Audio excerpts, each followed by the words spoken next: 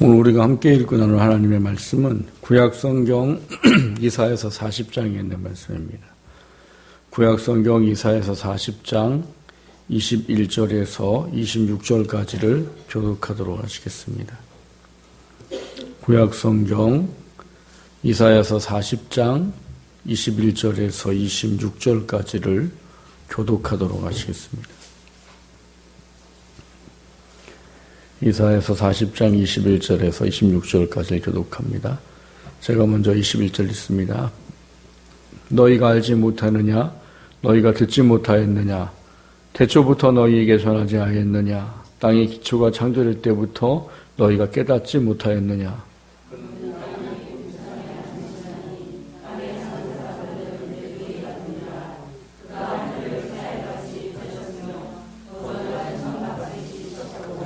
죄인들을 패하시며 세상의 사사들을 헛되게 하시나니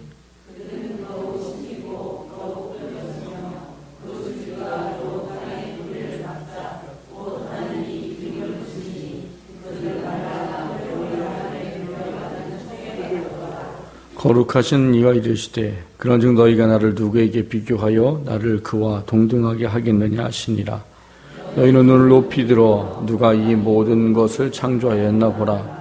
주께서는 수요대로 만상을 이끌어내시고 그들의 모든 이름을 부르시나니 그의 권세가 크고 그의 능력이 강함으로 하나도 빠짐이 없느니라. 아멘. 기도하겠습니다.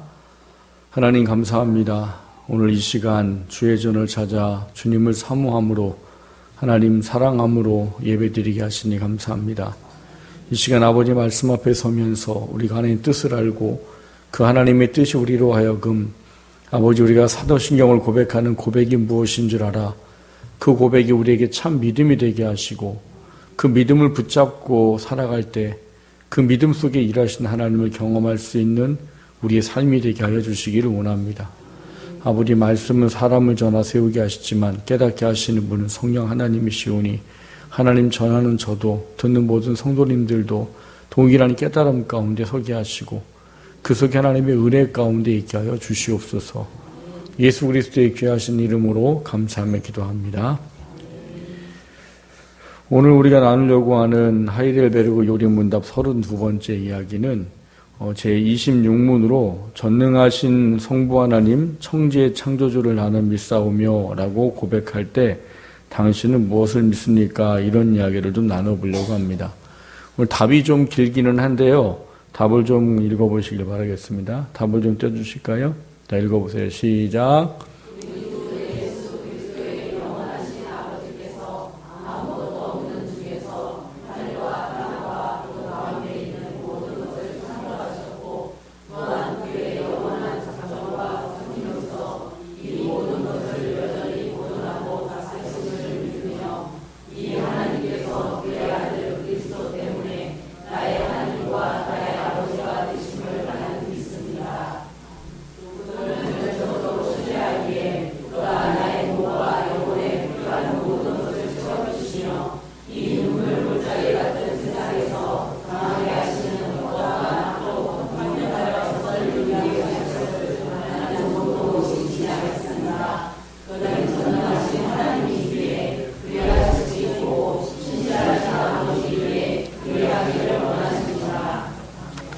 앞에 거 좀 넘겨주시겠어요?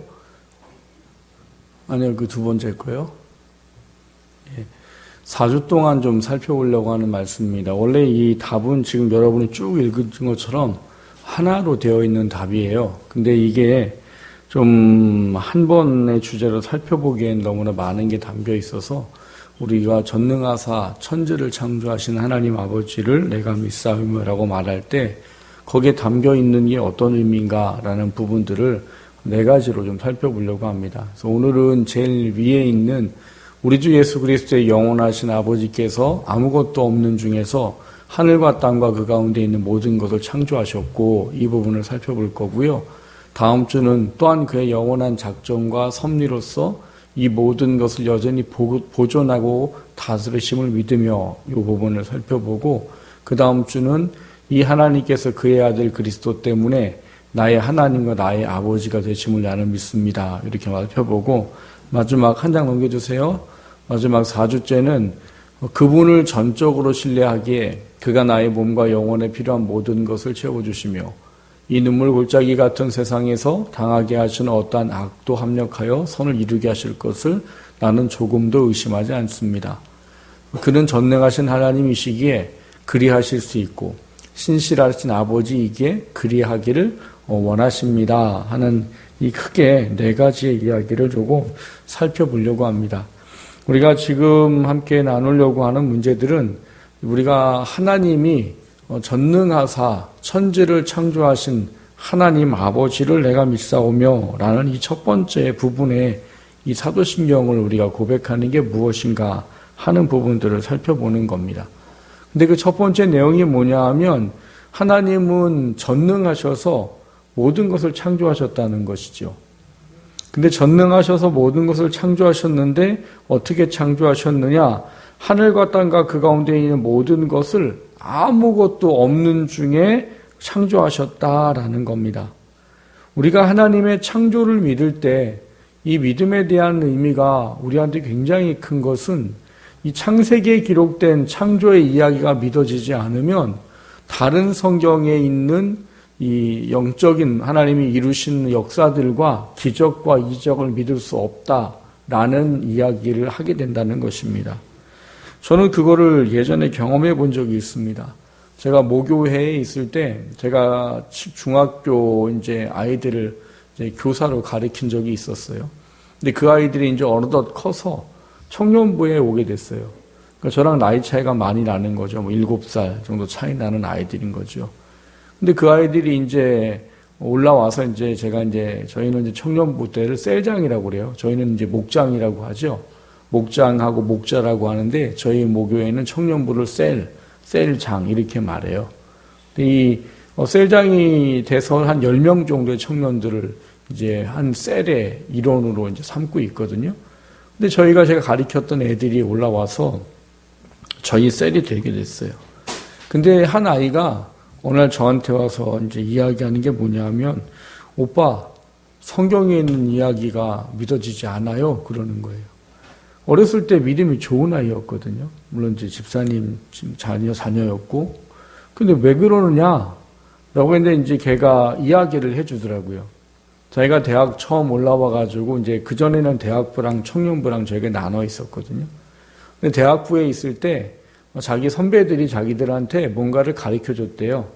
그 한신대학교라는 데서 있는 교수가 만든 형경 형성사로 이게 조그만 소책자예요. 뭐 한 크기도 이거보다 조금 더 클 것 같아요. 되게 얇고 요만한 책인데 그 책에 뭐라고 돼 있었냐면 창세기는 진짜 있었던 이야기가 아니고 설화다 이렇게 되어 있어요.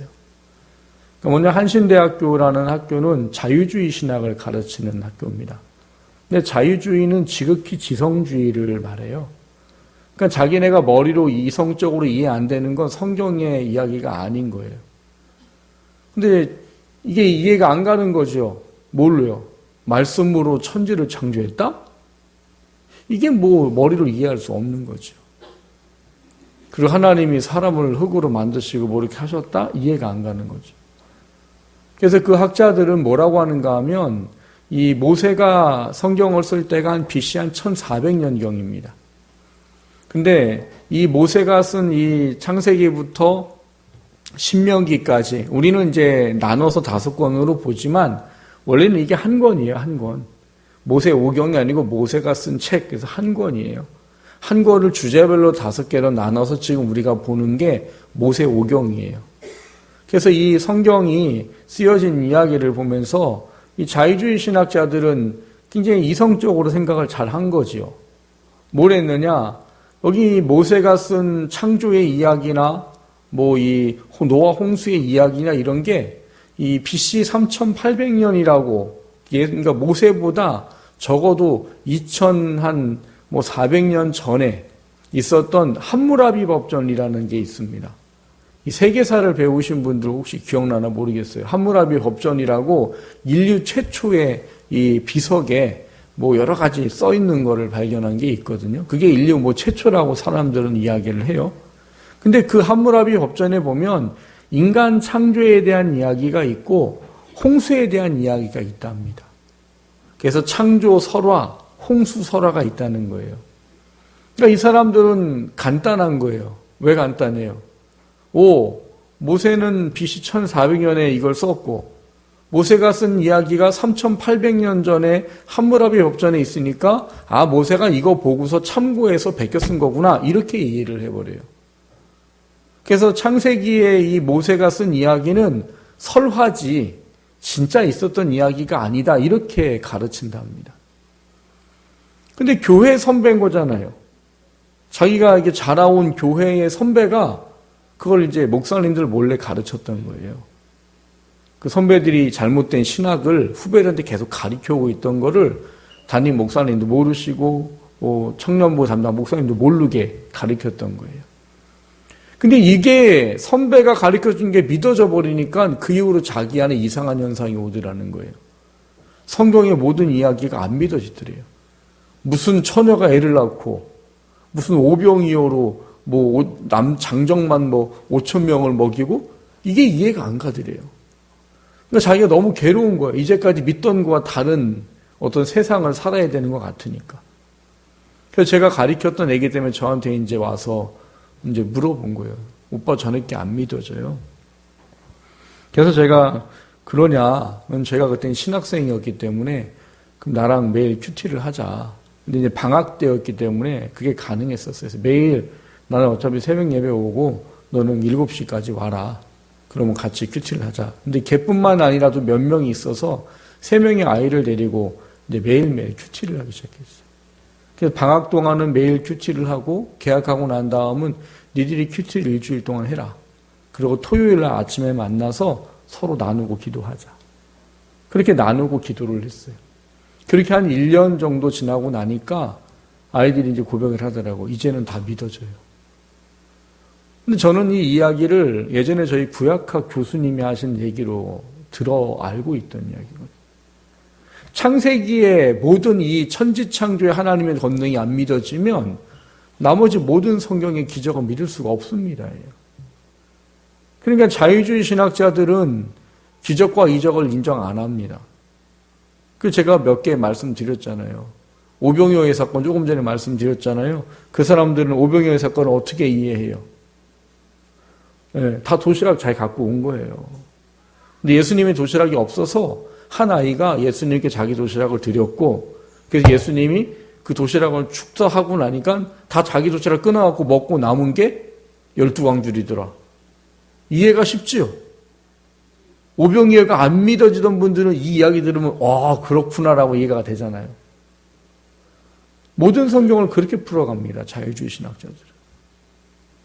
근데 우리나라가 참 감사한 게 그렇게 배우고 나와도 그건 그냥 학문이고 나와서는 기적이라고 가르친대요. 그 목사님들이.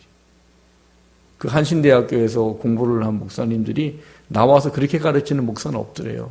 뭐라고? 도시락을 싸갖고 와서 먹었더라. 이렇게 가르치는 사람은 없대요. 우리나라는 참 감사한 나라예요. 그래서 저희 예전에 그 교수님이 우리나라 참 좋은 나라라고 어떤 신학을 하고 나와도 목회에서는 장로교처럼 목회를 한다고 참 감사한 나라라고 이야기를 하더라고요. 왜 제가 이 말씀을 드리는가 하면 우리가 신앙을 고백할 때 첫 번째 첫 문구가 전능하사라는 단어예요. 이 전능하사라는 단어의 개념이 뭡니까? 전자가 뭐예요? 완전할 전자죠? 능은 능할 능자죠. 뭐예요? 능력이 완전한. 능력이 완전하단 말은 뭐예요? 못할 것이 없는 이런 말이에요.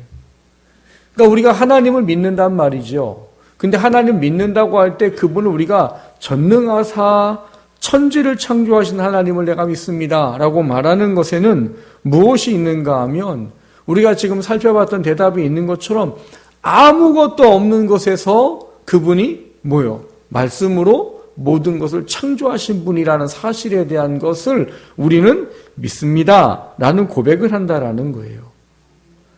그러니까 전능이라는 것은 우리에게 하나님을 믿는다고 할 때 굉장히 중요한 하나님의 속성 중 하나입니다. 이제 신학교에 가면 조직신학이라는 걸 배우게 됩니다. 거기 가면 신론이라는 과목을 배울 때 하나님의 비공유적인 속성 이런 걸 배워요. 작년에 교리대학 가셨던 분들은 아마 머리에 들어올 것 같고요. 내년엔 제가 2년짜리 조직신학 대학을 할 거예요. 그때 와서 들으면 아마 더 잘 이해가 되실 줄로 믿습니다만, 비공유적인 속성이란 뭐냐? 하나님과 사람이 같이 갖고 있지 않은 오직 하나님만 갖고 계신 이런 거예요. 근데 그 중에 하나가 전능이에요. 그 여러분이 알고 있는 뭐 무소부재, 그리고 뭐 영원성, 불변성, 뭐 이런 것들이 이 신론에 가면 비공유적인 속성에서 배웁니다. 근데 그 중에 하나가 천지를 창조하신 하나님이신데, 그 하나님이 천지를 창조할 때 어떻게 창조하셨다고 하시느냐? 전능, 완전한 능력을 가지고 말씀으로 모든 것을 만드셨더라 예요. 여러분, 우리나라가 얼마 전에 큰 태풍으로 어려움을 2번 겪었지요. 그래도 그게 큰 어려움을 당한 데도 있긴 하지만, 예전 다른 때처럼 이렇게 많은 어려움은 없지, 좀 그래도 지나간 것 같아요. 우리가 보기엔 태풍처럼 무익해 보이는 것도 없지요. 오늘 아침에 출근하면서 뉴스를 들어보니까, 이 아프리카 돼지 열병이 어떻게 방역이 뚫렸냐, 얘기하는 것 중에 하나가 태풍 때문이다, 이런 얘기도 있더라고요. 그래서 북한에 있는 그 바이러스들이 태풍 때문에 이쪽 내려왔다, 이런 이야기를 하는 전문가 이야기를 듣기도 했습니다만, 태풍을 보면 우리가 유익한 게 아무것도 없는 것 같아요. 그런데 여러분, 하나님이 모든 것을 창조하셨을 때에는요, 불필요한 게 없고요, 그리고 우리한테 나쁜 것도 사실은 없습니다. 여러분, 태풍이 없으면 어떻게 되는 줄 아십니까? 바다는 다 썩는답니다. 그리고 이 공기가 우리가 살만한 공기가 안 된답니다. 태풍이 바다를 뒤집어 엎어주고요, 공기를 다 정화시켜주는 일을 태풍이 한답니다. 우리가 보기에는 하등 쓸데없는 거고, 우리가 보기엔 우리 위협하는 거고 그런 것 같지만, 하나님이 만들어 놓으신 것에는요, 조금도 불의하거나 부족하거나 필요 없는 게 없다는 거예요. 우리 사람의 몸만 해도 그렇다고 그래요. 여러분, 우리 심장이 되게 작지요. 근데 이 심장이 얼마나 큰 역할을 하는지 아시죠?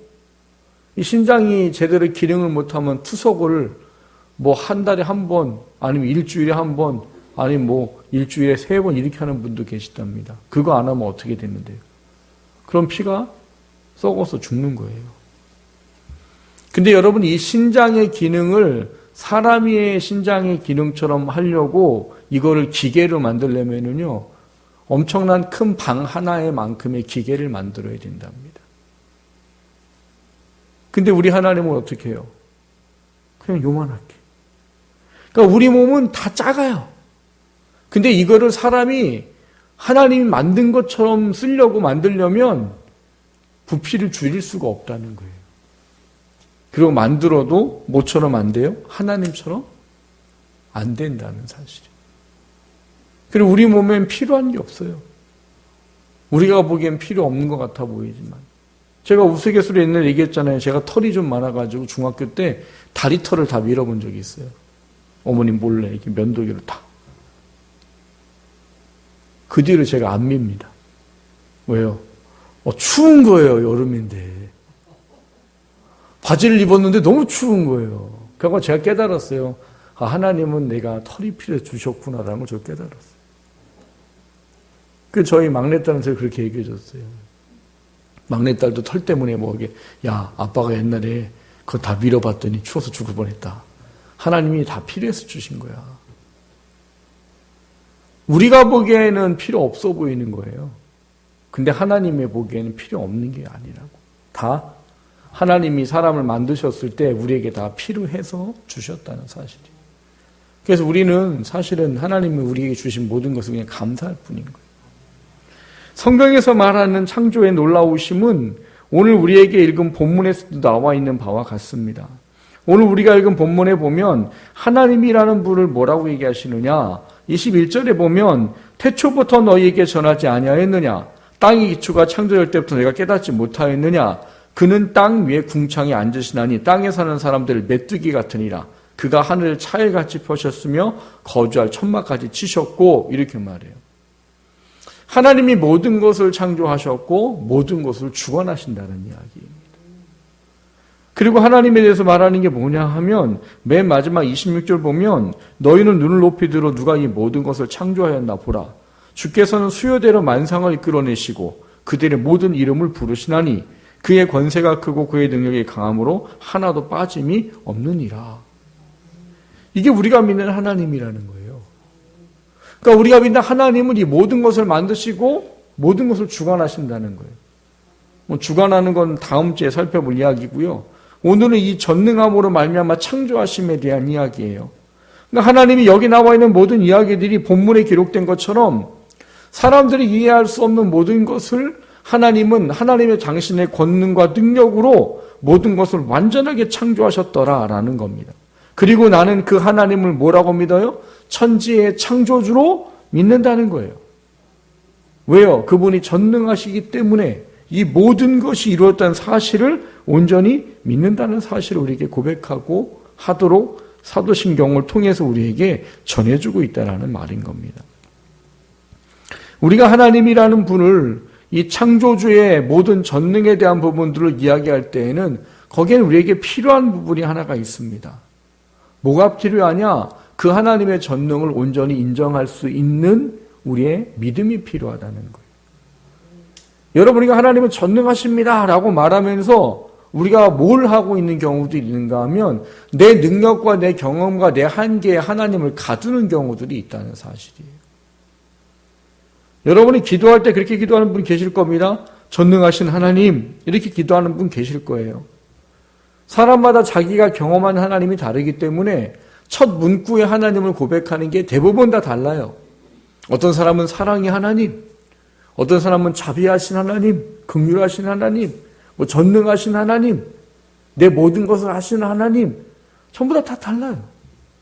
다른 이유는 뭐냐? 자기 삶에서 경험한 하나님에 대한 영광과 찬양의 이야기인 거예요. 근데 사람들 중에 많은 분들이 전능하신 하나님이라는 고백의 이야기를 기도할 때 많이 해요. 근데 그 고백을 하려고 하면 적어도 우리 안에 이것에 대한 확고한 믿음과 진짜 하나님은 전능하셔서 불가능이 없다는 사실에 대한 신뢰와 확신을 가지고 고백해야 된다는 사실인 거예요. 이 고백이 우리한테 어떠한 일을 해주기 때문입니까? 이 고백은 우리로 하여금 그 하나님이 그렇게 하시도록 하는 일을 하게끔 하는 유일한 믿음의 고백이 통로라는 거예요.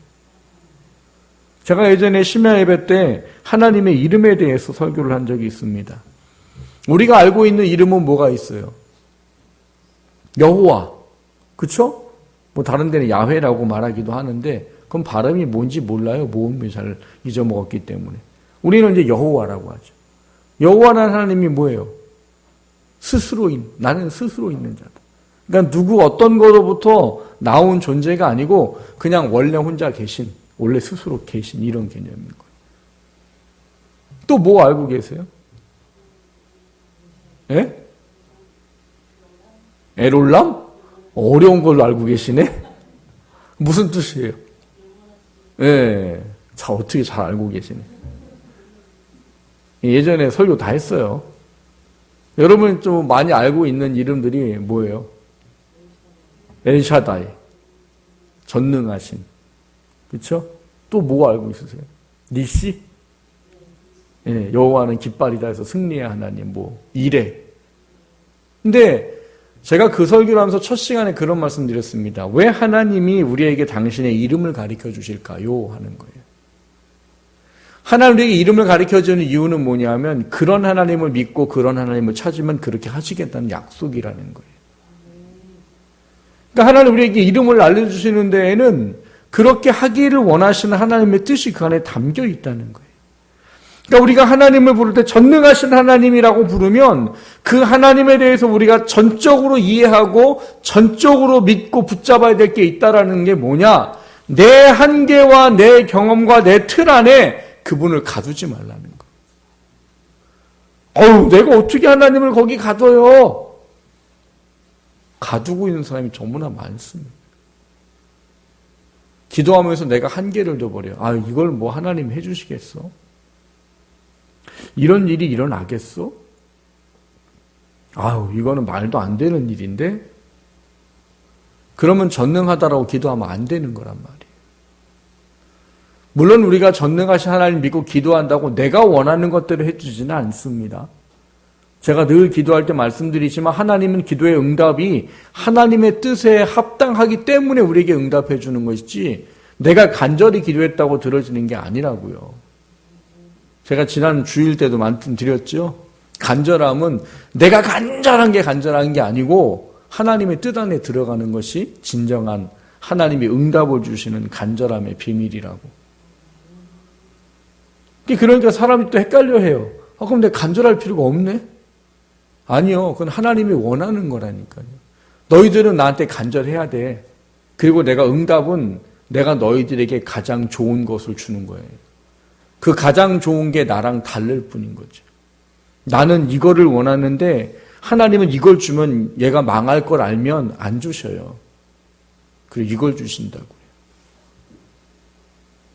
어쩌다가 이게 하나님과 뜻과 맞아서 이걸 주실 때도 있지만 하나님이 주실 때는 나한테 합당하니까 주시는 것이지 우리한테 줘서 우리에게 유익이 안 되면 하나님은 안 주십니다. 그러니까 기도응답은 내가 간절하다고 주어지는 게 아니에요. 하나님이 들어줄만 해야 들어주시는 거라고요. 근데 그럼에도 불구하고 아버지 하나님 우리에게 원하는 게 있어요. 너희들은 그래도 간절히 나한테 기도해야 된다.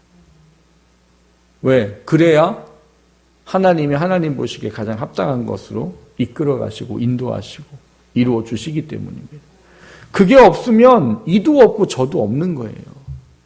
근데 간절히 기도하면 내가 원하는 게 아니라고 하더라도 하나님 보기에 합당한 것은 반드시 주신다는 사실이에요. 그게 간절해야 되는 이유예요. 그리고 하나님은 그거를 보기 원하시고. 심지어는 에스겔 43장에 보면 뭐라고 말했다고 그랬어요? 이스라엘 백성에게 가서 전해라. 뭘 전하래요? 논밭에 식물이 있을 거고 외양간에 소와 염소가 있을 거고 너희 자녀들이 먼 곳으로부터 돌아올 것이고 이렇게 내가 해줄 거라고 이스라엘 백성에게 전해라. 언약이에요. 약속이에요. 그럼 어떻게 하셔야 돼요? 이루셔야죠. 근데 하나님 뭐라고 했대요? 근데 너는 가서 이스라엘 백성들에게 이렇게 해주기를 구해야 할지니라고 이야기해라. 이렇게 말했단 말이에요. 그렇게 이상하게 이해하면 어떻게 돼요? 어머 치사하기도 하여라. 왜 치사해요? 약속해줬으면 그냥 들어주시면 되지. 그걸 또 달라고 해야 돼요? 꼭 달라고 해서 주면은 기분 상해요, 안 상해요? 너 그러잖아요. 제가 여러분들한테 오늘 10만 원씩 주겠습니다. 근데 오늘 10만 원 주려고 하는데 이따 예배 끝나고 저한테 와갖고 목사님 10만 원 주세요. 그렇게 안 하면 안 줄 거예요? 그럼 올지도 몰랐는데 또. 그런 거랑 똑같다고요. 받아가면서 기분 좋아요? 기분 나쁘지요. 줄 거면 그냥 주지 뭘 와서 꼭 달라고 빌라고 그래? 근데 하나님이 그렇게 말씀하신 이유가 뭔데요? 하나님이 원하는 건 하나님의 자녀들이 하나님의 인정해서 하나님을 찾는 거기 때문이에요. 그것 때문에 바벨론의 포로를 삼았기 때문이에요. 하나님은 그렇게 이제 70년이 지났기 때문에 약속대로 하실 거지만 그래도 이스라엘이 구하도록 기도하도록 해라. 왜요? 기도 안 하면 그게 하나님께로부터 왔는지 모릅니다. 그래서 기도하라는 거예요. 기도하고 하나님이 이루신 걸 보고 하나님이 정말 계시구나 라는 거를 확증하라는 거예요. 그것 때문에 그렇게 말씀하신 거예요. 그러니까 하나님이 우리에게 전능하다라는 이 이야기를 고백하도록 했을 때에는 우리가 우리 안에 있는 하나님에 대한 제약을 갖지 아니하고 전능하다라는 그 이름 그대로를 믿고 하나님께 나아가는 그 삶이 필요하더라는 거예요. 그러려면 우리에게 있는 제약과 우리에게 있는 한정과 우리에게 있는 경험을 다 하나님 앞에 내려놓아야 돼요. 그리고 전능하신 하나님이 어떻게 일하실까를 소망하는 것이 필요하다는 겁니다. 아무것도 없는 중에 창조했다. 이게 무슨 말을 의미하는 겁니까? 하나님은 불가능한 것이 없다는 이야기예요. 여러분 요즘 세대에 보면은요 사람들 정말 얼마나 똑똑한지 몰라요. 여러분 한 10년 전만 해도 이게 가능할 거라고 생각하셨어요? 10년 전만 해도 누가 이 핸드폰으로 내비게이션을 찍고 그냥 다닐 거라고 생각을 했겠어요? 10년 전만 해도 누가 이거 가지고 은행 일을 보고 누가 이거 가지고 외국 가서도 야 나야 이러면서 상상이나 했겠어요? 10년 전만 해도 전혀 상상할 수 없는 이야기. 얼마나 대단한지 몰라요, 사람이란 존재가. 근데 여러분, 아무리 사람이 대단해도 못하는 게 뭐예요? 아무것도 없는 것은 이런 걸 못 만들어낸다는 거예요. 뭔가 재료가 있고 뭔가 바탕이 있고 무엇인가 있어서 그거를 가지고 재가공을 하고 그걸 가지고 연마를 하고 그걸 가지고 뭔가 두들고 해서 그래서 만들 수 있는 거지, 아무것도 없는 건 사람은 할 수 있는 게 아무것도 없어요. 아무리 사람이란 존재가 하나님의 형상이고 놀라운 지능과 지식을 갖고 있다 하더라도 아무것도 없는 것은 아무것도 못합니다. 근데 우리가 믿는 아버지는요, 아무것도 없는데 말씀으로 이 세상을 완벽하게 창조하셨어요. 그리고 사람을 흙으로 빚어서 만드셨는데 완벽하게 만드셨어요. 뭐 어떻게 빚어 만드는지 써있지 않아요. 그러나 뭐 흙으로 빚었을 때 뭐 하나님 막 장기를 세세하게 이렇게 그러진 않았을 것 같아요, 제 생각. 그냥 모양은 만들었고 했는데 아마 완벽하게 뭐 말씀으로 모든 걸 만드시는 분인데요, 뭘. 근데 그 하나님이 만든 거에는 절대로 손을 댈 필요가 없더라라고 되어 있습니다. 그게 여러분이 알고 있는 뭐예요? 보기에 심히 좋았더라. 이게 그냥 좋았다라는 이야기가 아니고 완전하더라 이런 얘기예요. 하나님 만들어 놓으시고 어머나 이거 뭐 빠졌네 하고 한 적이 없으세요. 하나님은 모든 것을 다 완전하게 그리고 조금도 부족함이 없이 만드셨습니다. 그게 우리가 첫 번째의 사도신경의 고백이에요. 나는 하나님을 믿어요. 근데 어떤 하나님 믿는다고요? 전능하셔서 불가능이 없으셔서 아무것도 없는 것 중에 모든 천지만물을 만드시고 사람을 만드신 그 하나님을 믿습니다 라는 이야기가 첫 번째 우리가 살펴보는 이야기입니다. 다음 시간에는 이 창조주의 하나님이 창조하고 끝 땡이냐? 아니라는 거예요. 하나님이 간섭하시고 섭리하심으로 그 하나님의 창조의 사역을 계속 이루어 가신다 하는 부분들을 나누게 될 겁니다. 사랑하는 성도 여러분, 사도신경에 대한 이야기를 하이델베르 우리문답으로 함께 나누면서 여러분 안에 이것이 믿음의 이미지가 좀 그려졌으면 좋겠습니다. 사도신경을 할 때 전능하사라고 말하면 그게 뭔지 내 마음속에 좀 이해가 되고 받아들여져요.